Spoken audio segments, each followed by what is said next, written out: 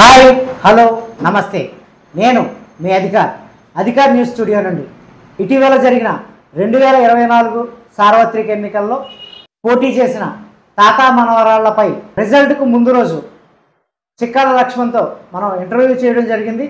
దీనికి సంబంధించి ఏదైతే చిక్కాల లక్ష్మణరావు చెప్పిన విధంగా వాళ్ళ కన్న కలలు వాళ్ళ పడిన శ్రమకు ఫలితాన్ని ఇస్తూ అత్యధిక మెజారిటీతో ప్రతిపాడు నియోజకవర్గంలో వరుపుల సత్యప్రభారాజా గెలవడం జరిగింది. మళ్ళీ గెలిచి వచ్చి మీతో మేము ముచ్చటిస్తాం.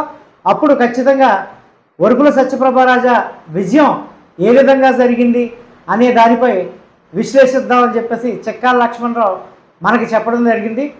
ఈ కోవలో ఈరోజు మళ్ళా ఈ యొక్క న్యూస్ ఇంటర్వ్యూలో చిక్కాల లక్ష్మణ్తో అధికార్ కూర్చోవడం జరుగుతుంది. చెప్పండి లక్ష్మణరావు గారు, మంచి విజయోత్సాహం మీద ఉన్నట్టున్నారు. ఈ యొక్క ఎలక్షన్ జరిగిన తీరు, అలాగే మీరు నిన్న ఏజెంట్గా కూడా వెళ్ళినట్టున్నారు, కౌంటింగ్ ఏజెంట్గా. అక్కడ వస్తున్న రిజల్ట్కి మీ స్పందన ఏంటి? ఆ రిజల్ట్ చూసేటప్పుడు మీకున్న ఉత్సాహం ఏంటి? ఖచ్చితంగా మీరు విజయం సాధిస్తారు, కానీ కేవలం ఒక 2000-3000 ఓట్ల మెజార్టీతో మాత్రమే వస్తారని చెప్పేసి అధికార్ న్యూస్ ద్వారాగా మేము ప్రశ్నించడం జరిగింది. దానికి మీరు చెప్పిన సమాధానం ఇవాళ నిజమైంది. అయితే దీనికి సంబంధించి అసలు ఈ యొక్క రిజల్ట్ ఎలాగా కైవసం చేసుకోగలిగారు, దాని మీద మీరు క్లియర్గా చెప్పండి. ముందుగా అధికారి గారు నమస్కారం. అధికార్ న్యూస్ ఛానల్ ప్రేక్షకులందరికీ కూడా నా యొక్క హృదయపూర్వక నమస్కారాలండి. నిన్న జరిగినటువంటి ఆ ఎన్నికల ఫలితాలు చూస్తూ ఉంటే మాకే చాలా ఆశ్చర్యం వేసింది సార్. ఎందుకంటే మీకు నేను ముందు రోజు ఎన్నికలకి ముందు వెళ్ళే ముందు మీరు నన్ను మీ స్టూడియోకి పిలిచి విశ్లేషించిన విధంగా మీకు ఏ విధంగా అయితే నేను చెప్పానో అంతకు మించి మాకే అంచనాకి దొరకని విధంగా మాకు ఫలితాలు రావడం, మేము నిన్నటి నుంచి కూడా విజయోత్సవాల్లో పాల్గొని మా కేడర్ అంతా కూడా నియోజకవర్గ వ్యాప్తంగా రాష్ట్ర వ్యాప్తంగా చాలా ఆనందంగా ఉన్నాం సార్. ఈ యొక్క రిజల్ట్ చూసేటప్పుడు మీకున్న పరిస్థితి ఏంటి? అంటే మీరు ఊహించలేదు, మీరేంటి ఎవరైతే ఎనాలిసిస్ చేశారో వాళ్ళు కూడా ఊహించలేదు. దానికి సంబంధించి మా అధికార్ న్యూస్ కూడా మన నియోజకవర్గం ప్రత్యేక దృష్టి పెట్టినప్పుడు ఊహించలేదు ఇంత మెజార్టీ వస్తుందా అని. మీకు నాకు జరిగిన డిబేట్లో స్వల్ప మెజార్టీ అని మీరనేవారు, నేను భారీ మెజార్టీ అంటే నేను నిన్న మీకు అంచనాగా ఒక ఫిగర్ కూడా చెప్పడం జరిగింది. 8 నుంచి 12,000 మెజార్టీతో మేము నమ్ముతామని చెప్పడం జరిగింది. అది మించి ఈరోజు 38,000 పైచీలకు మెజార్టీ మేము సాధించాం. ఇవాళ ప్రతిపాడు చరిత్రలో ఇంతవరకు జరిగినటువంటి శాసనసభల ఎన్నికల్లో ఇది ఒక రికార్డుగా మిగిలిపోద్ది అన్నది మా అభిప్రాయం సార్. వరుపుల సుబ్బారావు గారు అలాగే సత్యప్రభ గారు వీరిరువురు పోటీ చేసినప్పుడు ఒకే ఫ్యామిలీ నుంచి వచ్చారు. అలాగే వైఎస్ రాజశేఖర రెడ్డి తనయుడిగా అధికారాన్ని చేజెక్కించుకుని 5 సంవత్సరాల పాటు అనేక సంక్షేమ పథకాలు ప్రవేశపెట్టి మంచినీళ్ళ డబ్బుల్ని ప్రజలకు వెదజల్లిన వైసీపీ ఎంత ఘోరంగా ఎలా ఓడిపోయిందంటారు? దీనికి సంబంధించి అసలు ఊహించలేదు ఎవరు, ఎలా జరిగిందంటారు? సార్ ఇవాళ 11 స్థానాలకి వైసీపీ పరిమితం అయిపోయింది. అంటే ప్రజలు ఏ విధంగా మీకు ఇస్తారన్నది నేను మొన్న విశ్లేషణలో చెప్పాం. ఆ రోజు ఎంతసేపు ఆయన సంక్షేమ పథకాలు ప్రజలకు చేరవేస్తున్నాను, బటన్ నొక్కుతున్నాను అనే ఒక విధానంతో వెళ్ళాడు తప్ప ఇవాళ ప్రజలు ఒకవేళ సంక్షేమ పథకాలు కాదండి, ఇవాళ కావాల్సింది ఏంటి? అభివృద్ధి కావాలి. వాళ్ళ ఇంట్లో పిల్లలు చదువుకుని ఉంటారు, వాళ్ళకు ఒక ఉద్యోగం కావాలి. ఇవాళ ఒక ఉద్యోగం కానీ ఒక సంక్షేమ పథకం కానీ ఒక ప్రతి దాంట్లో కూడా మీకు నిత్యావసర సరుకుల విషయంలో కానీ అలాగే మీకు చెప్పాను ఆల్రెడీ ఇవన్నీ కూడా. ఎందుకంటే ప్రభుత్వం యొక్క వైఫల్యం జగన్మోహన్ రెడ్డి ముఖ్యంగా ఏంటంటే ఆయన ఏకపక్ష నిర్ణయాలు తీసుకుంటూ ఆయనే నియంత అన్నట్టుగా పరిపాలన చేసి ఇవాళ స్థానికంగా ఉన్నటువంటి 175 సీట్లు ఆ రోజు 2019 ఎన్నికల్లో ఈయనకి 151 మంది ఎమ్మెల్యేలు ఇవ్వడం, తెలుగుదేశానికి 23 మంది ఇచ్చినప్పుడు ఎంతో ఎగతాళి చేశారు ఆ రోజు. ఈ రోజు పరిస్థితి ఏంటి? ఇవాళ వైసీపీ దానికి మించి ఓటమిని సవి చూసింది. ఎందుకంటే ప్రజల యొక్క తీర్పు నేను చెప్పాను. ఎందుకంటే ప్రజలు ఎటుపక్క మొగ్గు చూపితే ఆ పక్క. మన ఆంధ్రాలో కూడా ఏంటంటే ఎప్పుడు కూడా ఒకే ప్రభుత్వాన్ని మటుకి ఎప్పుడు చరిత్రలో చూస్తూ ఉండండి, ఒకే ప్రభుత్వానికి ఓట్లు వేయడం అన్నది ఎప్పుడు జరగదు. దానికి పోయి అభివృద్ధి అనేది ఒక రోడ్డు కానీ ఒక డ్రైన్ కానీ ఏ విషయంలో కూడా అభివృద్ధి కార్యక్రమాలు అయితే లేకుండా నేనొక్కనే నియంత్రణని పరిపాలన చేసి 80 మంది సుమారు సిట్టింగ్లు కూడా మార్చినప్పుడు ఆయన ఓటమి ఒప్పుకున్నాడు ఖచ్చితంగా. ఎందుకంటే సిట్టింగ్లు మార్చవలసిన పని లేదు, అభివృద్ధి చేసి బటన్లొక్కి నేరుగా నేను ఖాతాలు వేస్తున్నాను, నేరుగా ఇది చేస్తున్నాను అన్నాడు.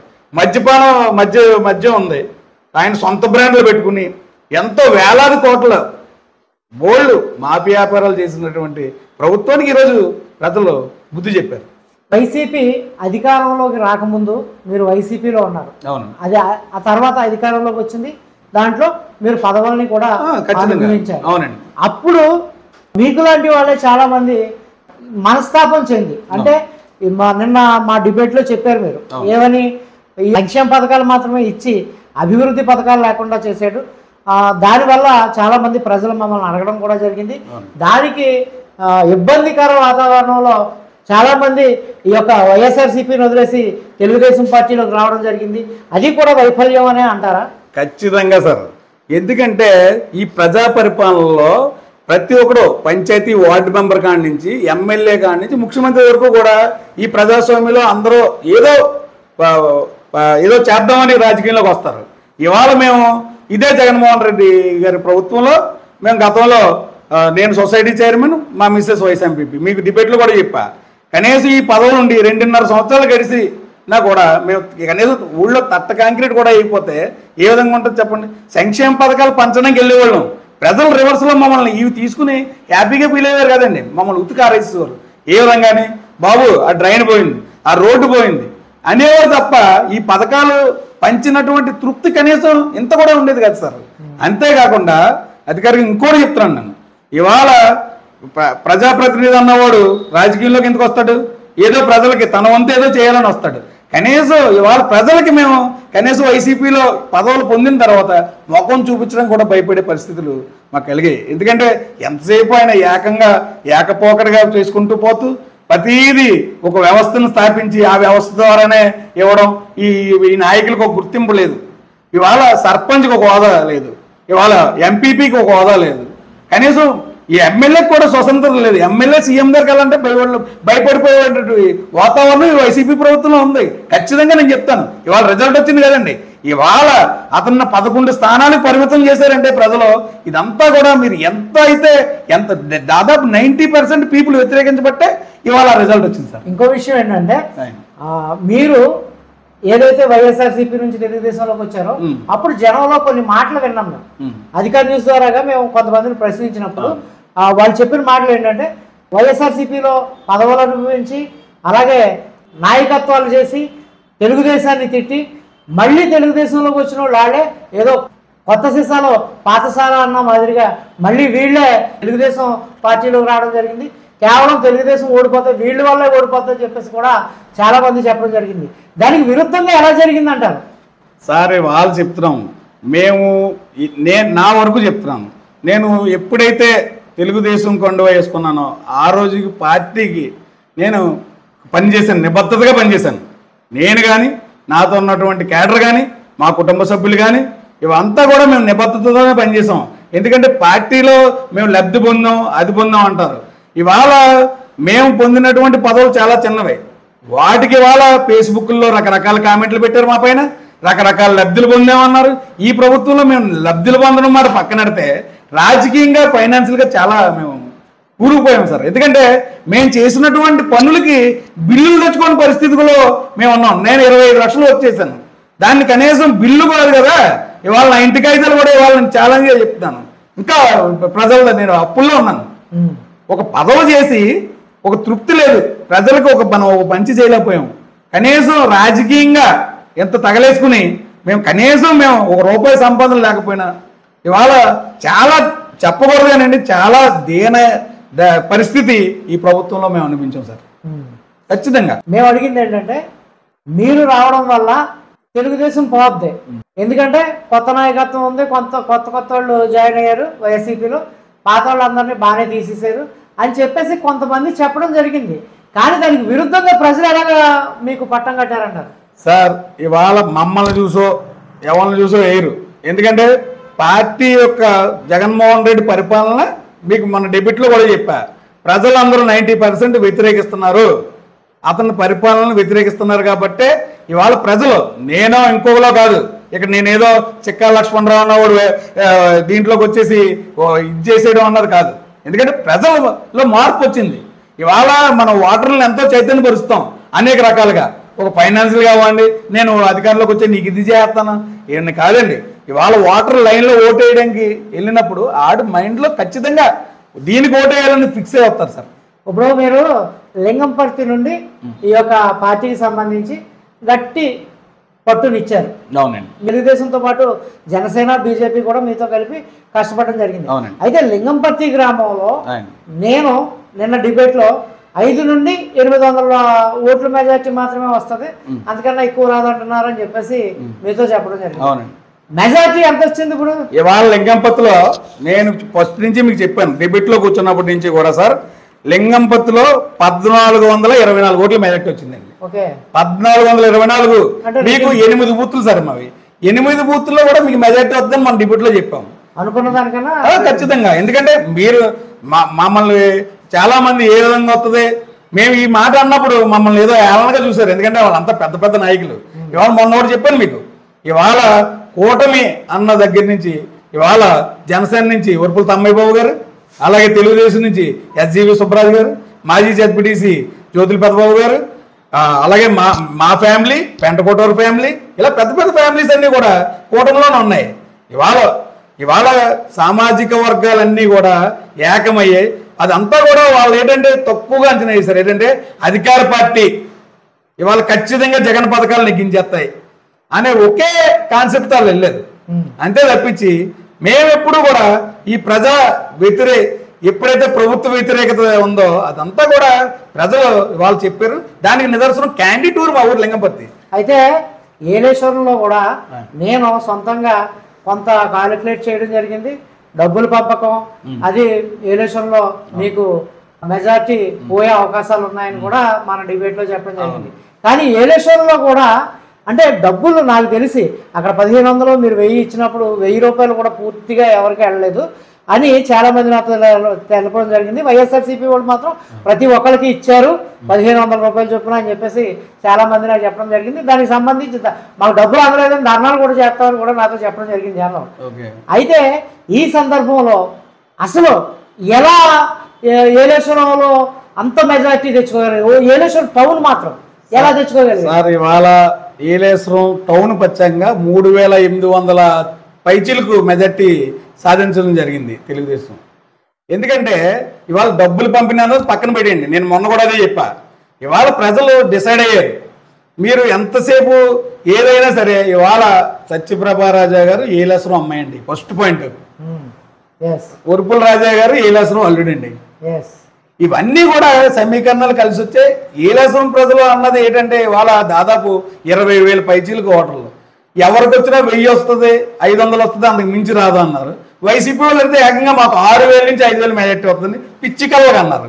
ఇవంతటికీ ప్రజలు ఏం చెప్పారండి? ఇవాళ 10,500 పైచీలకు ఓట్లతో బుద్ధి చెప్పారు వీళ్ళు అంచనా. ఎందుకంటే ఇవాళ పద్మనాభం గారు, సుబ్బారావు గారు, ఇంతమంది, బాపనమ్మ గారు, ప్రసాద్ గారు, పర్వత సుబ్బారావు గారు, ఇంతమంది పోటీ చేసినప్పుడు కూడా ఏలేశ్వరాన్ని గట్టిగా అయితే 9,000 దాటి ఎప్పుడు నాకు తెలిసినప్పుడు దాటి మెజార్టీ రాలేదు. ఇవాళ దాన్ని బ్రేక్ చేసుకుంటూ సత్యప్రభారాజా గారు 10,500 దాటి పైచీలకు మెజార్టీ ఇవాళ ఏలేశ్వరం మండలం తెచ్చిందంటే రికార్డుగా ఇవాళ మిగిలిపోతుంది. నియోజకవర్గంలో టోటల్ మెజార్టీ ఎంతండి సార్?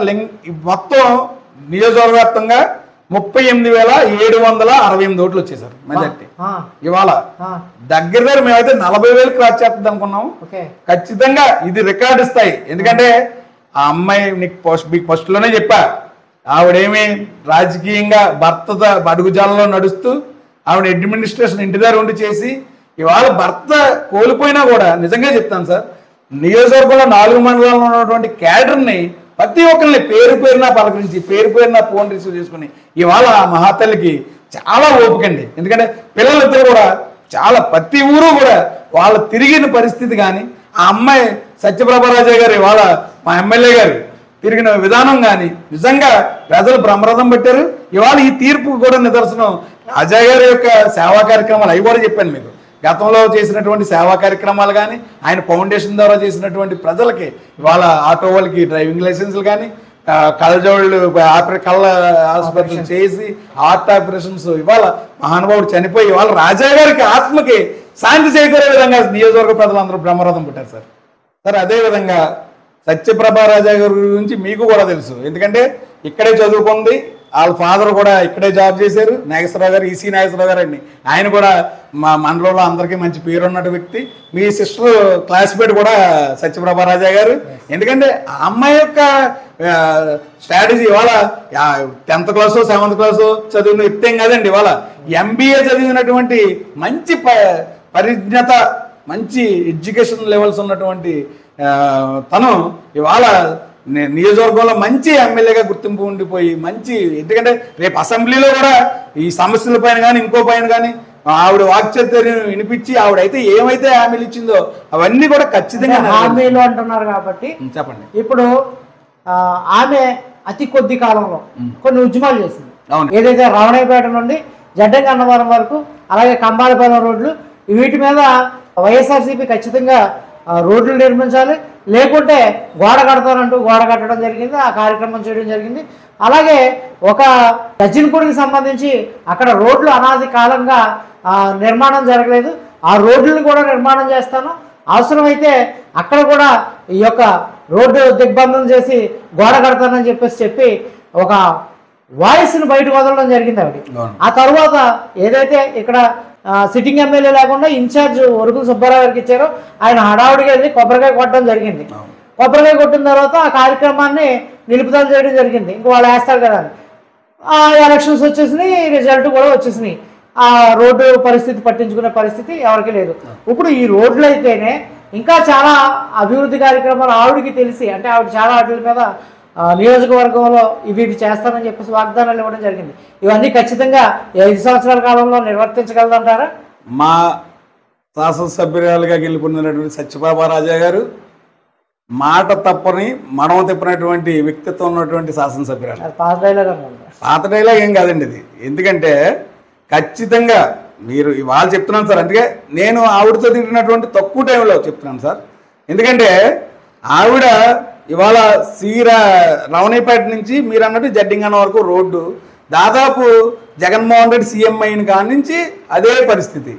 ఇవాళ డెలివరీ కాదు కదా, ఇవాళ హార్ట్ పేషెంట్లు కానీ ఎంతోమంది ప్రాణాపాయంలో చేరలేని పరిస్థితిలో ఉండేటువంటి పరిస్థితిలో ఇవాళ జగన్మోహన్ రెడ్డి ఫెయిల్యూర్స్ కూడా అదే చెప్పాం, అభివృద్ధి కార్యక్రమాలు లేవు, ఎంతసేపు సంక్షేమం బటనం అన్నాడు తప్ప ఈ రోడ్ల కార్యక్రమం ఉంది.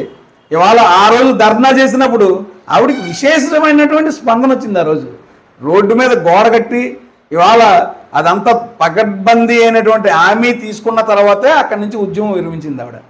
అంటే ఆవిడలో ఆ పట్టుదల ఉంది. ఖచ్చితంగా మీరన్నట్టు ఎప్పుడైతే ఇక్కడ చేసిందో ఆవిడ అన్ని ఇన్ఛార్జిగా ఉన్నటువంటి ఆయన వెంటనే వేరే అక్కడికి వెళ్ళి కొబ్బరికాయ కొట్టేసి నైట్ మీద రోడ్డు వేసేద్దారని అడావుడు చేశారు. ఎందుకంటే ఈ స్పందన చూసి అక్కడ వెంటనే ఎక్కడైతే బాబా ఇదేంటి ఇక్కడెక్కడంత స్పందన వచ్చేద్దని చెప్పేసి భయపడి ఆయన నైట్ పోయి కొబ్బరికాయ పెట్టేసి ఓ జేసీబీ పెట్టేసి ఏదో తూతు మంత్రం వ్యవహారం చేశారు. ఆ రోజు చేసినప్పుడు దాన్ని నెరవేర్చారంటే నెరవేర్చలేదు. ఇవాళ ఖచ్చితంగా సత్యప్రభా రాజా గారు ఏవైతే నియోజకవర్గంలో 4 మండలాల్లో ఆవిడ శాసనసభ్యురాలుగా ఎన్నిక అవుతానన్నప్పుడు ఏవైతే హామీలు ఇచ్చిందో అవన్నీ కూడా తూచా తప్పకుండా అసెంబ్లీలో ఆవిడ యొక్క గళం వినిపించి ఇవాళ ప్రభుత్వం కూడా చిన్న వ్యవహారంలో లేస్తారు.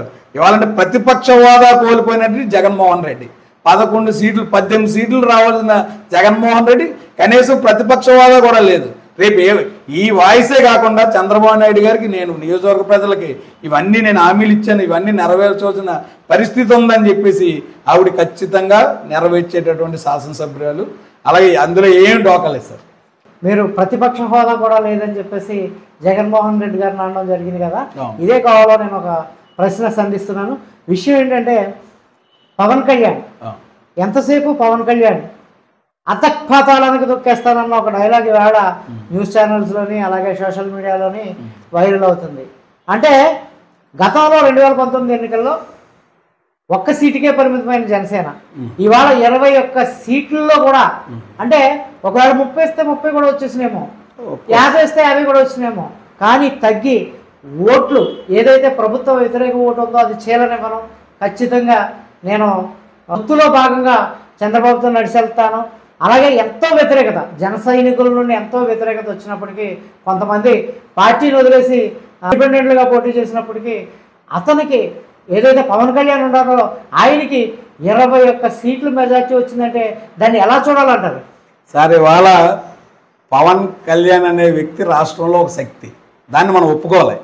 ఎందుకంటే ఆయనకు ఉన్నటువంటి ఇమేజ్, దాన్ని ఈ మన ఎలియన్స్లో కలిసి బీజేపీతో టాక్స్ అయితేనో, అలాగే చంద్రబాబు నాయుడు గారిని ఆ రోజు అరెస్ట్ చేసినప్పుడు ఎప్పుడైతే ఈయన వెళ్ళి మద్దతు పలికి ఆయన 21 సీట్లకు పరిమితం చేసినప్పుడు మీరన్న జన సైనికుల నుంచి కూడా ఆయనకు తీవ్రమైన వ్యతిరేకత వ్యక్తమైంది. అయినా కూడా ఆయన యొక్క జన సైనికులందరినీ కూడా మీరు కంగారు పడకండి అని చెప్పేసి ఇవాళ 21 సీటుకి 21 సీటు, అలాగే 2 ఎంపీ సీట్లలో పోటీ చేస్తే 2 ఎంపీ సీట్లు కూడా నెగ్గినటువంటి ఘనత పవన్ కళ్యాణ్ గారిది. ఎందుకంటే ఇవాళ ఒక జన సైనికుల్లో ఒక క్రమశిక్షణా విధానం కానీ, ప్రతి చోట పొత్తు ధర్మం కానీ ఇవన్నీ పాటించబట్టే ఖచ్చితమైనటువంటి మెజార్టీని ఆయన చూడడం.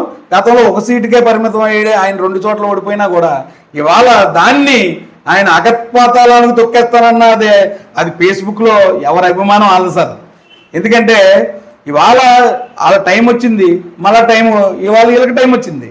అలా ఏంటంటే ఈయన జగన్మోహన్ రెడ్డి అన్నవాడు చంద్రబాబు నాయుడు అనేటువంటి వ్యక్తిని ఆ రోజు మన సెంట్రల్ జైలు రాజమండ్రిలో పెట్టించడం, ఇవాళ ప్రభుత్వం యొక్క వైఫల్యాలకు కారణాలు కూడా అందులో ఇవాళ ఇది భాగమండి. ఎందుకంటే జగన్మోహన్ రెడ్డి గారు ఆయన ఏకపక్ష నిర్ణయంగా తీసుకున్నటువంటి తప్పుడు నిర్ణయాలే ఇవాళ ప్రభుత్వానికి ఇవాళ ఎవరిని సంప్రదించడం. ఆయన ఒక 4-5 సరిష్మా ఉంటుంది, రెడ్డి పరిపాలన అంతా ప్రజలు చూశారు.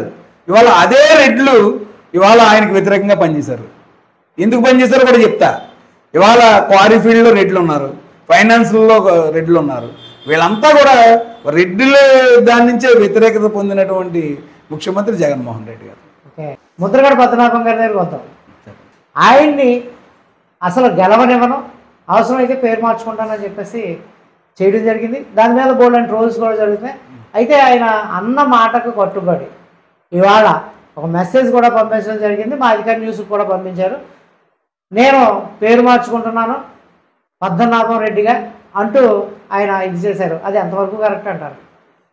సార్, రాజకీయంలో అనేక రకాలైనటువంటి పరిణామాలు జరుగుతూ ఉంటాయి. కొంతమంది రాజకీయ సన్యాసం తీసుకుంటానంటారు. ఇవాళ మా ఊర్లోనే రాజకీయ సన్యాసం తీసుకుంటానన్నారు. అది మేము ఆయన విధానానికి వదిలేస్తున్నాం.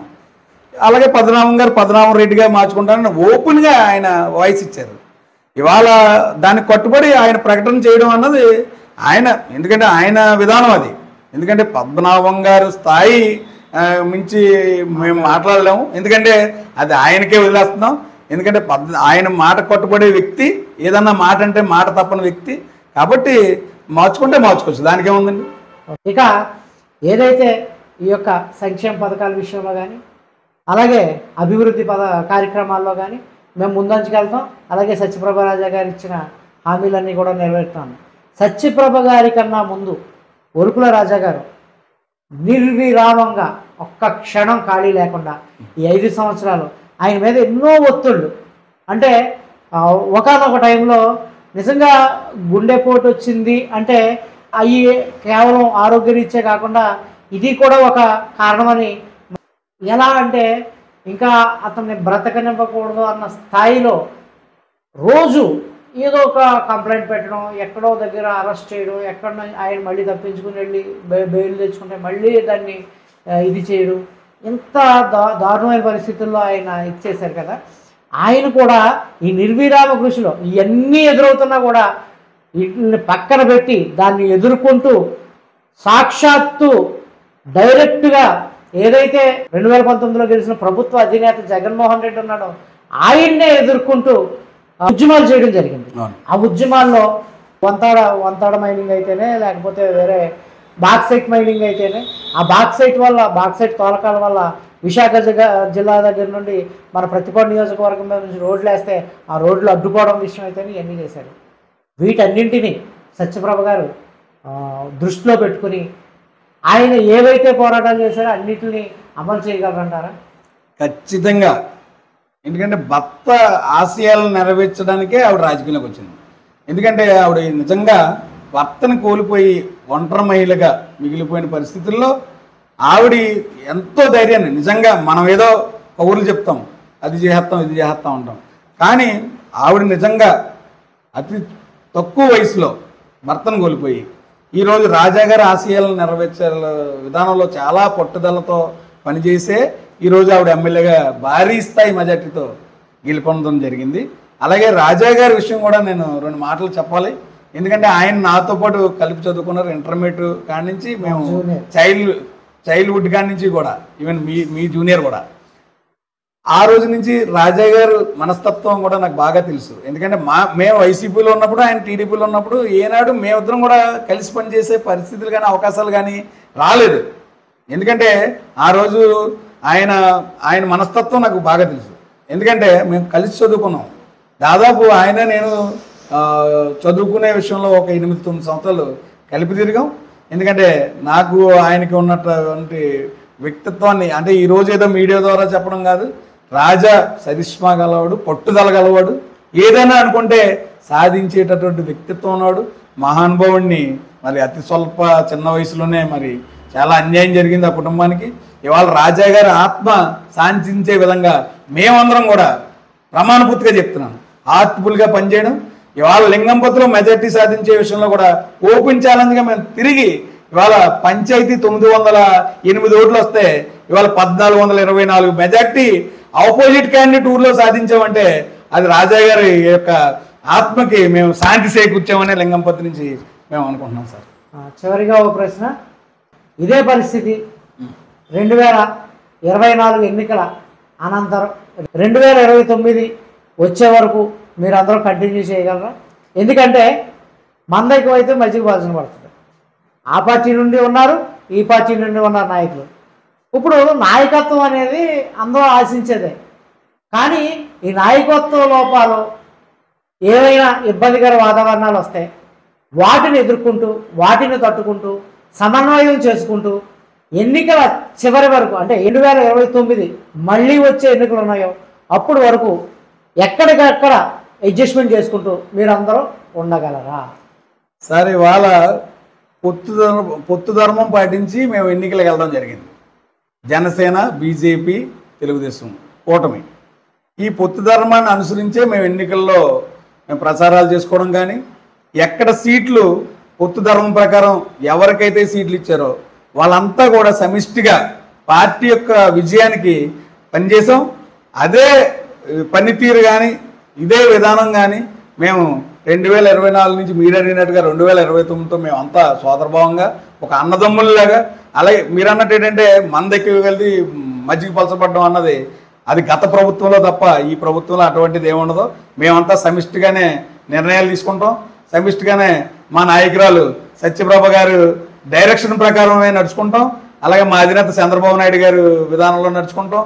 ఎందుకంటే పార్టీ పొత్తు ధర్మం అన్నది పాటించినప్పుడు ఖచ్చితంగా ఎందుకంటే మేము తప్పకుండా మా నాయకురాలు, మా శాసనసభ్యురాలుగా ఎన్నికైనటువంటి సత్యప్రభారాజా గారి అడుగుజాడల్లో తూచా తప్పకుండా ఆవిడతో పాటు మేము అడుగు వేసుకుంటూ నియోజకవర్గాన్ని మళ్ళా 4-5 టైములు సత్యప్రభారాజే మాకు ఎమ్మెల్యేగా కావాలనే విధంగా మేము అందరం కూడా పనిచేస్తామని చెప్పేసి మీకు తెలియజేసుకుంటాం sir. Thank you sir. Thank you. అయితే ఇప్పుడు ప్రతిపాడు నియోజకవర్గంలో ఎవరు ఊహించని విధంగా ఘన విజయాన్ని సాధించిన ఒరుకుల సత్యప్రభారాజాకు ముందుగా మా అధికార న్యూస్ నుండి శుభాకాంక్షలు తెలుపుతున్నాం.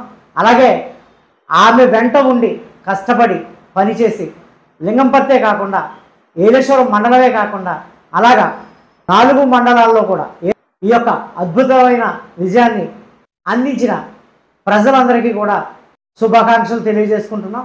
అలాగే ఏదైనా కూడా ఒక రాజకీయ పార్టీ కావచ్చు, వ్యాపారం కావచ్చు, అలాగే స్నేహపూరిత బంధాలు కావచ్చు, ఏవైనా కూడా అహంకారం ఎత్తికెక్కితే ఖచ్చితంగా ఓటమి సవి చూడాల్సి ఉంటుంది అని నిరూపించారు ఆంధ్ర ప్రజలు. అధికారంలోకి వచ్చిన ఎవరైనా కూడా ఈ అహంకారాన్ని, వ్యక్తిగత దోషాలను మానేసి ఖచ్చితంగా ప్రజాపాలన, ప్రజా సంక్షేమం, ప్రజా అభివృద్ధి కార్యక్రమాలు చేస్తూ ముందుకెళ్లాలని కోరుకుంటూ, అలాగే ఈ యొక్క కార్యక్రమానికి ముందు డిబేట్లో కూర్చొని ఖచ్చితంగా మేము ఎంత సాధిస్తామని చెప్పి అనంతరం మళ్ళీ మా అధికార స్టూడియోకి వచ్చి దీని మీద విశ్లేషణ చేసిన చిక్కా లక్ష్మణ్కి కూడా ప్రత్యేక అభినందనలు తెలియజేస్తున్నాం. మీరు మరిన్ని పదవులు అభివృద్ధి చెందాలని శుభాకాంక్షలు తెలియజేస్తున్నాం.